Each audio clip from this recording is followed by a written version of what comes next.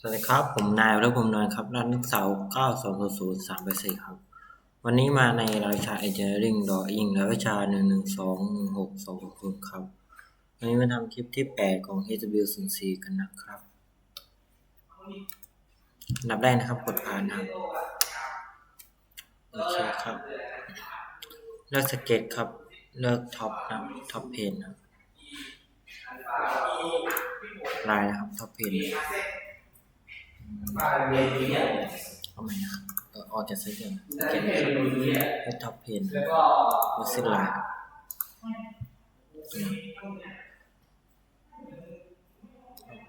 นะครับกด A นะครับโค้งให้ขึ้นเส้นปากเป็นแบบนี้เลยนะครับแล้วก็ดึงขึ้นก็ขึ้นไปแล้ว A นะครับโค้งมาเป็นเส้นปากดึงออกมาวันนี้ครับถ้าเราไปก็กดที่ Smart Version กด15นะครับก็ความยาวเส้นนี้นะครับถึงนี้นะครับ60ครับความสูงก็60นะครับโอเคครับประมาณนี้นะครับกดที่เส้นนี้กับเส้นนี้นะครับเลือก Import ที่ถูกครับจะได้แบบนี้ออกมาแล้วนะครับ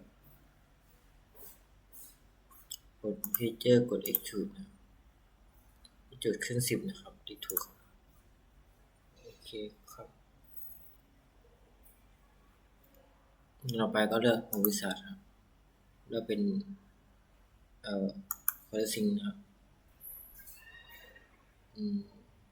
เลือกอันนี้นะครับ Center Ball Quarter Ball นะครับนี่แยกเหตุเกต4016ครับX Ball Gate เนี่ย M6 นะครับโอเคน้องโอเค Version ครับ Version ผมจะเซตก่อนนะครับ Version ในจุดนี้นะครับ Version นะนี่ครับเรามาเห็นจุดนะแล้วก็นี่ครับติ๊กถูกเลยครับไปได้แบบนี้ก็ออกมาแล้วนะครับแล้วเป็น Isometric ครับก็สเก็ตนะครับเส้นลายนะครับกดที่หน้านี้นะครับโอเคดึงขึ้นAll Circle ก่อนนะครับเนี่ยจุดนี้ครับลากตามแนวจุดนี้นะครับโอเคลากวงกลมนะครับแล้วสมลายนะครับกดให้มันขึ้นคอยเซเลนกับเทนเจนนะครับตรงนี้และ AC ครับแล้วเส้นลายมันครับจุดนี้นะครับแล้วให้มันขึ้นคอยเซเลนกับเทนเจนที่เหลืองตรงนี้โอเคแล้วนี้นะครับกด Smart Dimension ครับจุดนี้ถึงจุดด้านล่างนะครับ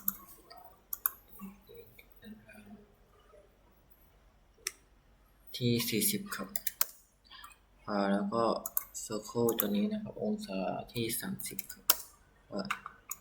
ฟุตเพจ15นะครับ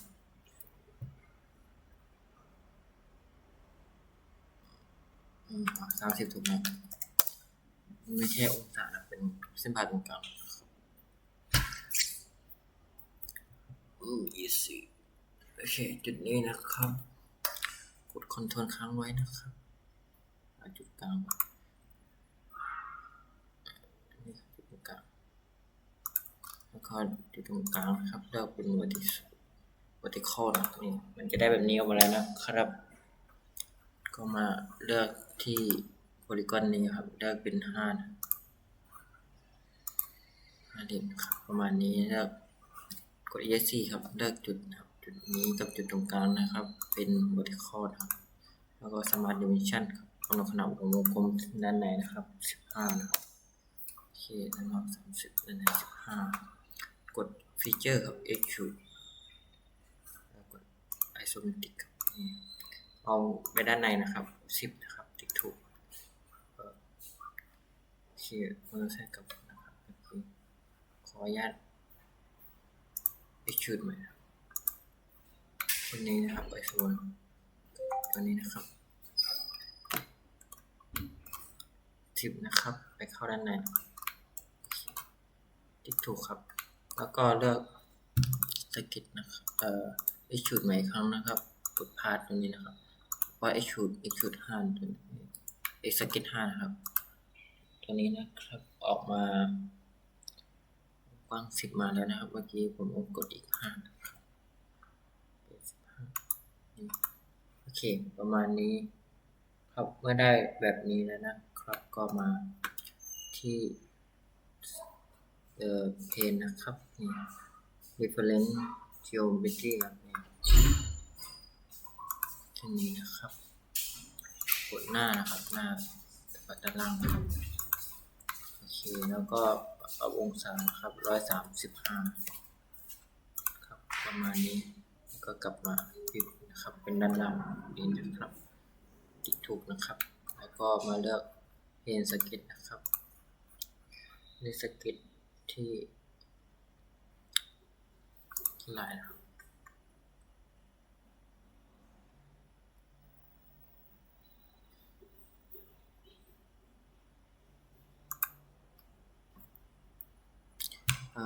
ขออนุญาตลากจุดนี้ก่อนนะครับเส้นลายนะครับเลือกพอคอนเนคชั่นจุดนี้ถึงจุดนี้โอเค A4 ครับเลือกเส้นลายกด A นะครับประมาณนี้ดึงออกมาครับกด A นะครับข้างบนโอเค A4 นะครับประมาณนี้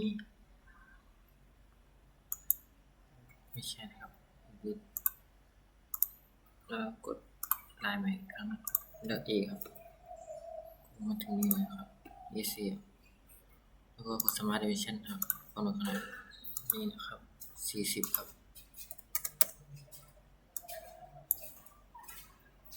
เป็นขนาดขององศาตัวนี้นะครับ20ประมาณนี้แล้วก็มาที่จุดนะครับจุดตรงนี้ครับกดคอนโทรลค้างไว้จุดนี้นะครับเลือก vertical นะโอเค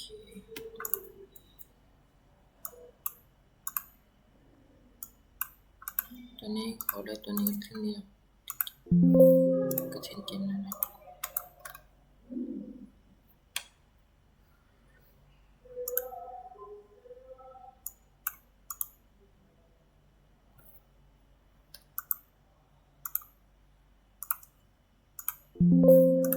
สันทำไม่ได้นะครับโอเคต่อไปเอาโซโค้ดจุดนะครับวงกลมนะครับ Smart Dimension ครับตัวนี้20นะครับความสูงก็25นะครับจากจุดนี้25โอเค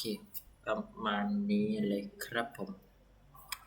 ก็มา extrude ครับ feature extrude ตัวนี้นะครับที่ mid plane นะครับกว้าง10นะครับประมาณนี้โอเคเพนหนึ่งตัวนี้คลิกเข้าไปนะครับเลือกไฮนะครับนี่ได้แบบนี้แล้วนะครับ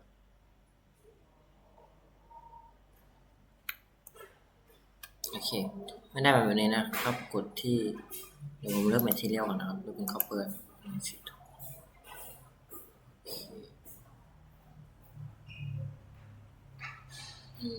ทำไมคัพเปอร์ตัวนี้ผมจะเลือกเป็นอร่อยนะครับกด motion นะครับเลือก isometric กันนะครับ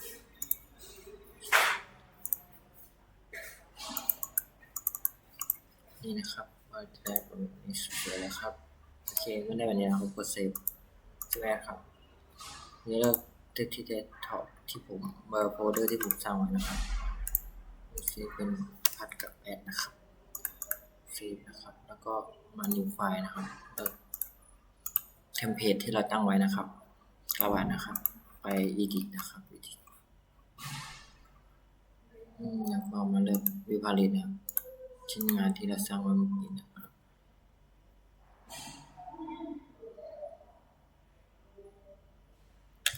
แล้วเป็นแบ็กนะครับครับแล้วก็ตัวนี้ก็เป็นแบบนี้นะครับแล้วก็แบบนี้นะครับโอเคส่วนติดเดินถูกนะครับวันนี้นะครับคลิกขวาแล้วเลยที่ generate remove ครับทุกตัวเลยครับ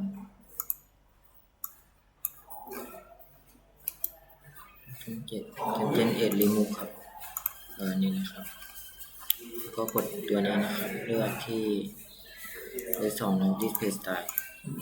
โอเคแล้วก็มาที่สเกลนะครับ1:1นะครับ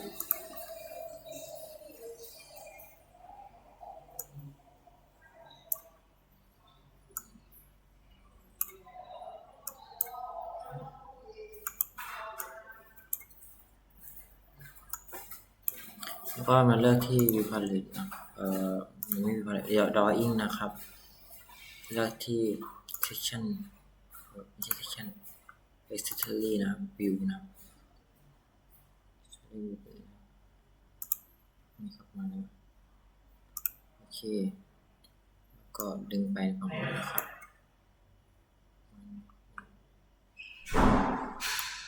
วันนี้นะครับแล้วก็มาที่สเก็ตนะครับเลือกคำสั่งลายครับตัดเลยครับเสร็จนะครับแล้วเสร็จนะครับเอา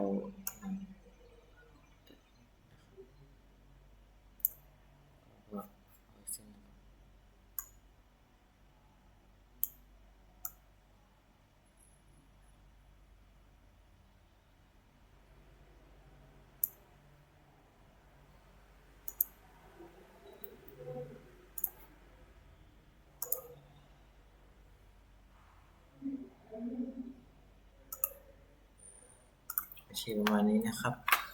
แล้วก็มาเลือกที่ drawing นะครับเลือกคัดครอบวิวนะครับเป็นAC ครับเลือกครอบวิวที่4เส้นก่อนเลือก4เส้นก่อนCtrl Z Ctrlตั้งไว้นะครับเลือกอยู่ที่นี่ครอบวิวนะครับครอบวิวไม่ได้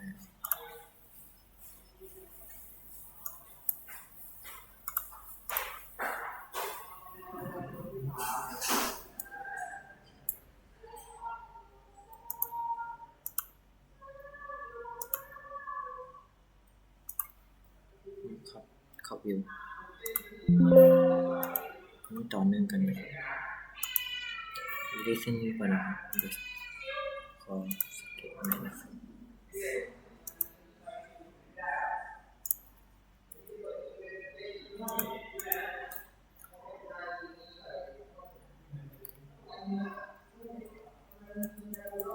ขอหน้าดีลิทเส้นก่อนนะ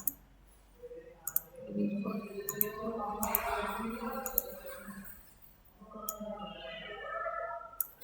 ครอบด้านบนแล้วกันนะเส้นลาย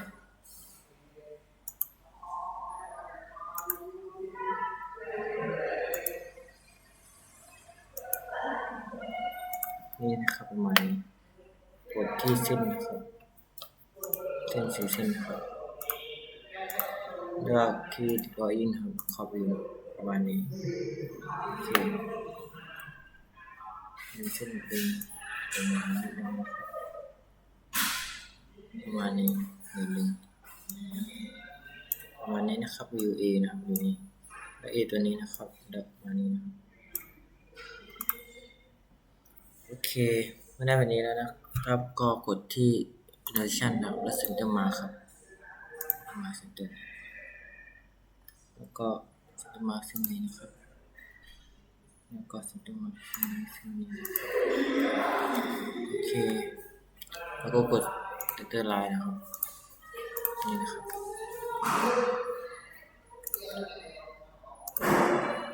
ประมาณนี้ดึงไปนะครับ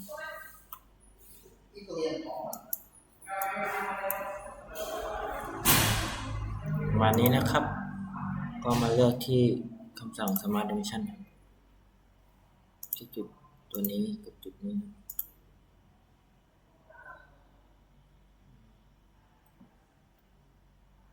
ผิดตัวต้องไปกำหนดใหม่นะครับ Windows ด้วยที่พาด8นะครับที่นี่คือตัวสุดท้ายสเก็ตใหม่นะครับลีดกด Smart Dimension 25โอเคครับไปดูแล้วก็พาด8นะครับโอ เคแล้วสมาร์ทดิเมนชันครับเส้นนี้ถึงเส้นนี้นะ25โอเคผมขอดึง ESC ก่อนนะขอดึงอันนี้ลงมาโอเคครับแบบนี้ถ้าสมาร์ทดิเมนชันนะ20นี่ครับ20แล้วกดนี้20สมาร์ทดิเมนชันนะ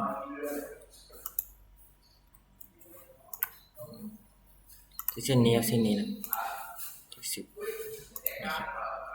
นี่15กดที่ leader ครับเลือก insight นะครับเจ10นะครับ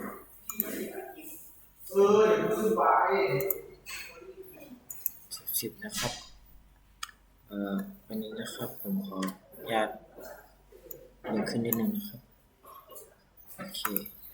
กด Smart Dimension ครับกำหนดขนาดของมุมนี้ถึงมุมนี้นะครับที่60นะครับตัวนี้กับตัวนี้นะครับ15นะครับเลือก leader นะครับเลือกตัวตรงกลางครับเส้นนี้กับเส้นนี้นะครับ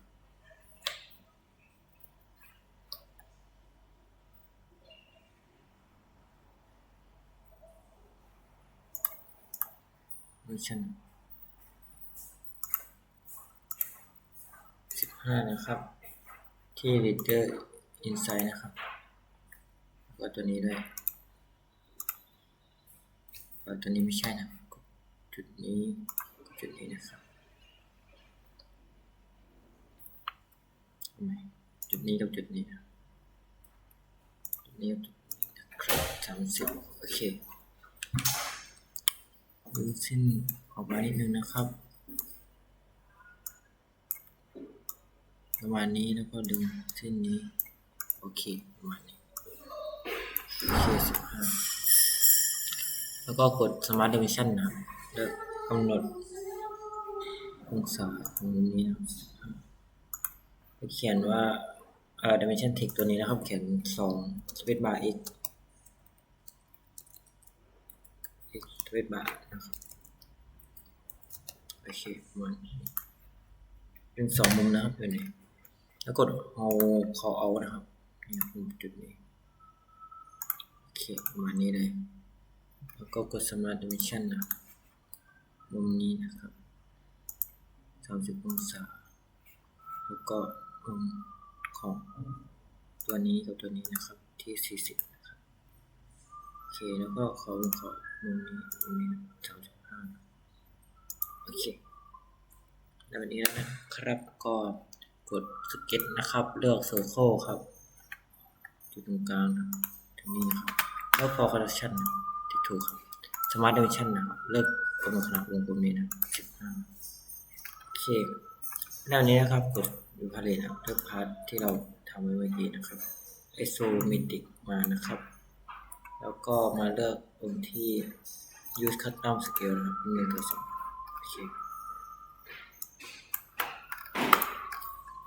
โอเคได้แบบนี้แล้วนะครับดึงขึ้นบนนึงนะครับก็ดึงโอเคไม่ได้นะครับโอเคครับเมื่อได้แบบนี้แล้วนะครับกดก็กดที่ Sheet Format และเลือก Edit Sheet Format ครับเขียนว่า 3D Feature ครับ EX-08 นะครับกลางนะครับก็เราเป็น20นะครับโอเคแล้วก็เลือก 3D-08 นะครับโอเคก็จะได้แบบนี้แล้วนะครับก็